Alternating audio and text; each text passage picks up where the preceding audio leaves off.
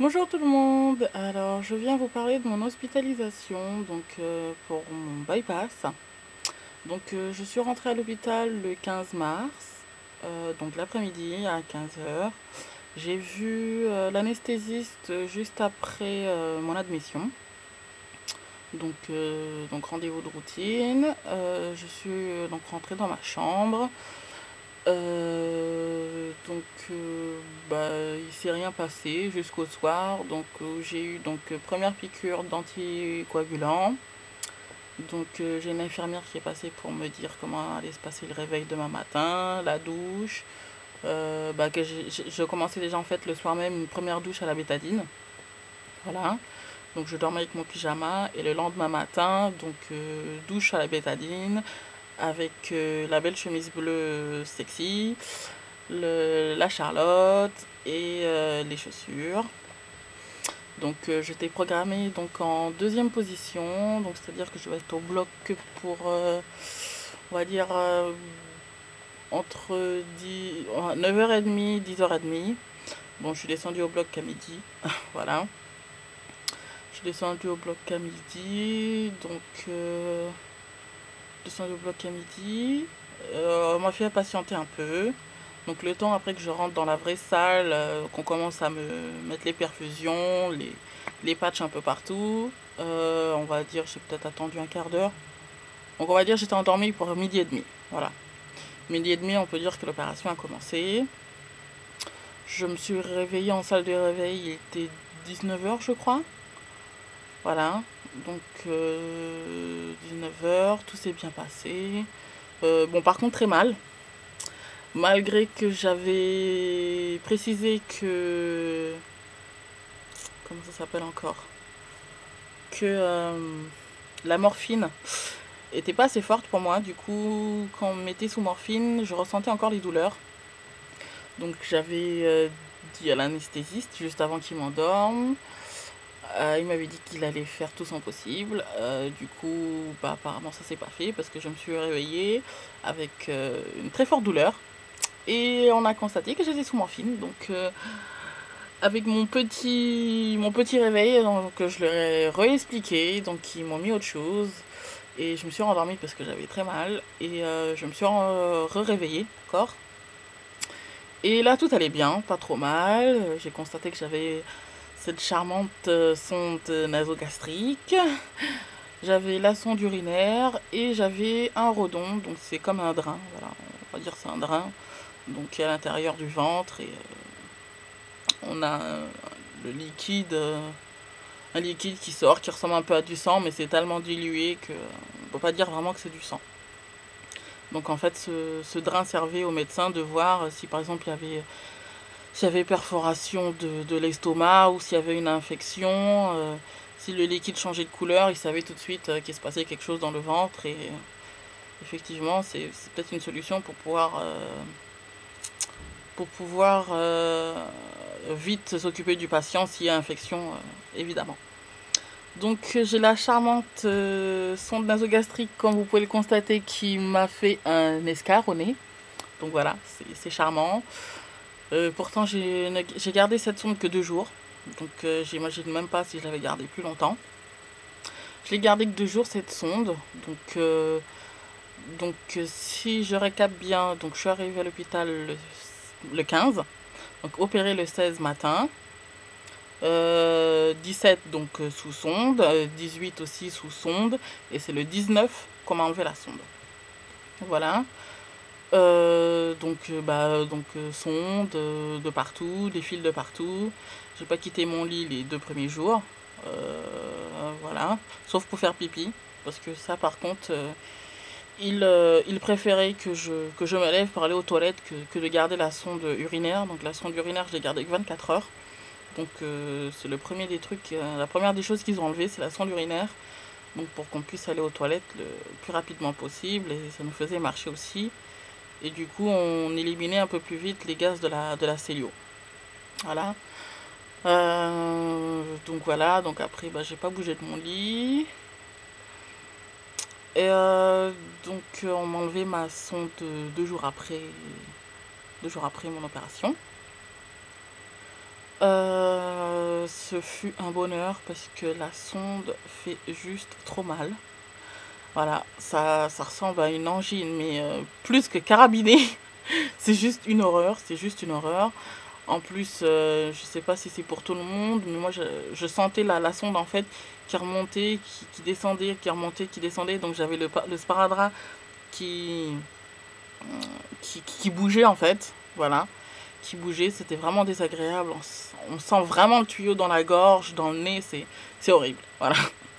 C'est tout ce que je peux dire, c'est horrible. J'ai pas aimé du tout. Voilà, je pense pas qu'il y ait beaucoup de gens qui aiment avoir une sonde nasogastrique, mais moi j'ai pas supporté du tout. Voilà, c'était une délivrance quand on me l'a enlevé. Et, je pense que c'est pour tout le monde à chaque fois qu'on l'enlève.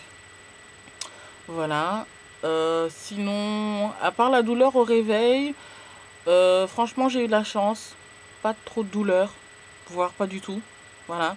Il n'y a que les cicatrices qui tiraillaient un peu. Bon, ça c'est normal. Hein. Mais de vraies douleurs à l'intérieur du corps, ou non.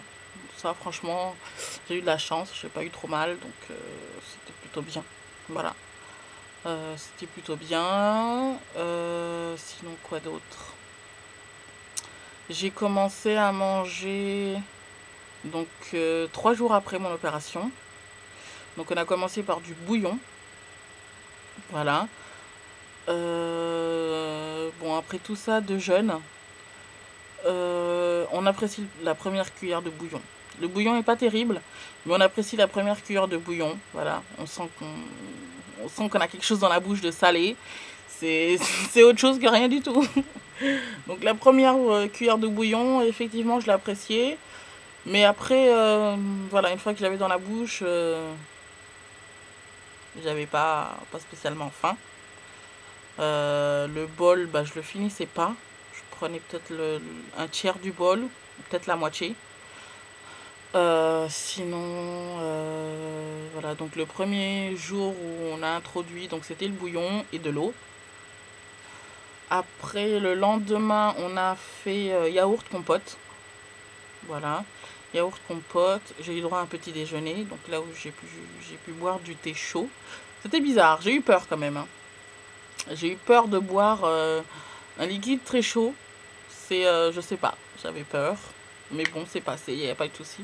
J'ai pas fini ma tasse, mais j'ai apprécié mon thé. J'ai eu droit à 2 biscottes et donc les petits beurres portionnables de 10 grammes, je crois. Donc, qui allait avec les 2 biscottes. Bon, je l'ai pas fini. Donc, voilà. Donc, après toute une journée, donc compote, yaourt. Après, ben voilà. Donc 2 jours. Ben, le troisième jour, on devait introduire la purée. Ils m'ont oublié mon plateau repas, donc c'est pas grave, ça tombait le jour de ma sortie de l'hôpital. Donc on va dire c'est pas grave. Bon, j'ai quand même dû rester debout à la maison pour me faire à manger, mais j'ai testé la purée à la maison. Et j'avais mixé une tranche de jambon, voilà, que j'avais mélangé avec ma purée. Donc ma diète m'a préconisé donc 50 grammes de viande et 50 grammes de viande et 100 grammes de féculents ou de légumes. Donc voilà, donc ça fait une petite assiette de 150 grammes. Et puis voilà. Donc c'était ça. Donc c'était purée, donc pendant 10 jours. Et après 10 jours de mixé, haché. Et après on réintroduit les petits morceaux à mâcher soi-même. Donc là normalement je suis sur 7 repas par jour. Donc le petit déjeuner, l'encas, le déjeuner, le dessert donc plus tard, après le déjeuner, l'encas de l'après-midi, le dîner et le dessert du dîner. Voilà, donc tout est décalé, donc on va dire c'est à peu près toutes les 2 heures, il y a une prise. Il y a une prise alimentaire, donc toutes les 2 heures à peu près. Voilà, bon, j'avoue, j'ai un peu du mal avec le petit-déj. Mais j'essaye de prendre un yaourt quand même. On va dire ça remplace une tasse de thé. J'ai un peu du mal avec le petit-déj, donc j'essaie de prendre un yaourt avec du sucre. Voilà. Sinon, pour la réalimentation, pour l'instant, tout ce qui est à base de farine complète, c'est proscrit parce que c'est comme ça, on va dire, ça accélère le transit. Vu qu'avec un bypass, le transit est assez accéléré, donc si en plus on rajoute quelque chose qui accélère encore un peu plus le transit, on va dire, c'est pas supportable, parce qu'on est tout le temps aux toilettes, voilà, tout simplement. Donc pour l'instant, j'ai pas encore mangé tout ce qui était à base de farine complète. Donc pour l'instant, c'est farine blanche, donc du pain normal, du riz normal, pas de riz complet, pas de pâte complète, pas de pain complet, enfin je me répète. Donc voilà. Sinon, les fruits et les légumes cuits, de préférence sans la peau, bien sûr. Fruits et légumes cuits. Bien sûr, on essaie de cuisiner le maximum possible sans matière grasse. Voilà. Donc j'ai eu de la chance, j'avais acheté juste avant une poêle Tefal anti-adhésive, donc c'est super. C'est super. Sinon, quoi d'autre? Quoi d'autre? Ah oui, évitez de manger ou de boire très chaud et très froid. Voilà, parce que vous le sentez tout de suite. Moi, je l'ai senti le premier jour de réalimentation à l'hôpital, ma première tasse de thé. Je peux vous dire qu'elle est maximum 30 minutes après, j'étais déjà aux toilettes. J'étais déjà aux toilettes parce que le chaud aussi, ça envoie vite aux toilettes. Et le froid aussi. Voilà, ça amène des selles, voire des diarrhées très molles. Donc, la diète a dit de faire très attention, de ne pas manger et boire trop froid ni trop chaud. Voilà, moi qui avais une fâcheuse habitude de manger limite très chaud, qui me brûle limite la bouche. Voilà, j'aime pas manger froid, donc du coup c'est spécial de manger tiède. Mais bon, fais avec, hein, sinon on passe la journée aux toilettes. Voilà, sinon, écoutez, tout va bien, pas de douleur. Bon, par contre, beaucoup de vitamines. Je pense que je ferai une autre vidéo avec le listing de toutes les vitamines à prendre. Voilà. Je vous dirai à peu près telle vitamine sert à quoi, telle vitamine sert à quoi. Et puis voilà, pour l'instant tout se passe bien. J'avais testé du fromage à tartiner, donc c'est comme du fromage kiri. Oui, kiri, ça a plus la texture du kiri. Voilà, sur une petite tranche de mie de pain. Je peux vous dire, j'ai fait un dumping syndrome. Voilà, je l'ai fait, c'est spécial. C'est pas agréable. On se sent vraiment pas bien. On se sent vraiment pas bien. Pourtant, je mange du yaourt avec du sucre. Mais là, je sais pas si c'était parce que c'était trop gras le fromage pour mon corps. Ou j'ai testé trop tôt. Je sais pas, mais je peux vous dire, j'ai passé un sale quart d'heure. J'ai passé un sale quart d'heure. On a envie de vomir, mais il n'y a rien qui sort. On a la tête qui tourne, on a chaud, on a froid, on a mal au ventre.